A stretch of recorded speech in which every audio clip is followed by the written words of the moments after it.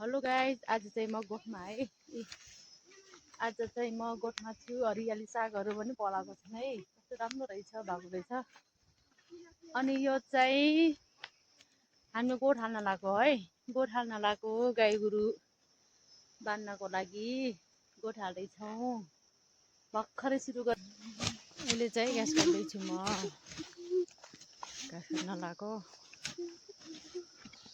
यो घाँस चाहिँ कोदोको नल काट्दैछु म अहिले। कोदोको नल हो।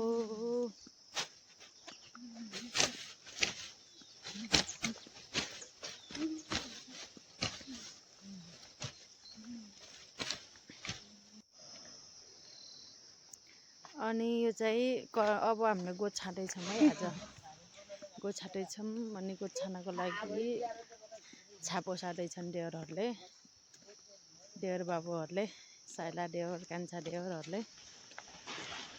ल अनि यो चाहिँ कड्डु, हाम्रो गाउँतिर कपली कड्डु भन्छ।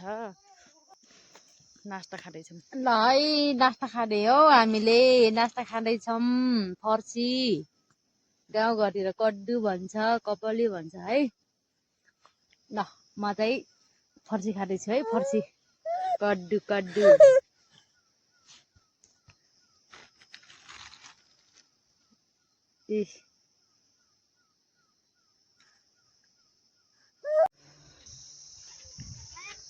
अनि छाप हाल्दैछन् है। घट्रामा छाप हाल्दैछन् मेरो देवरहरूले, देवर बाबुहरूले।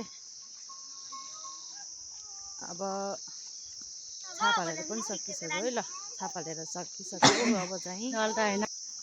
अनि गोठ चाहिँ बनिसक्यो है। छाएर पनि सकिसक्यो। अब गाई गोरुहरू बान्न मात्रै बाँकी भयो। गोठ बनिसक्यो। अब यो गोठमाथि हाम्रा लक्ष्मीहरू बस्छन्, दक्षिणहरू बस्छन्। गाई भैँसी गोरु बाख्राहरू सबै बस्छन्। हाम्रो गाउँको दृश्य हेर्नुहोस्। वरपर वन पाखा छन्, भिर छन्।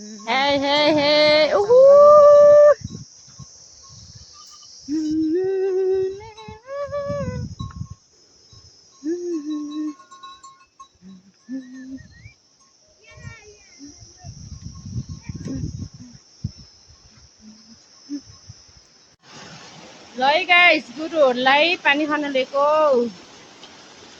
पानी खानै छन्।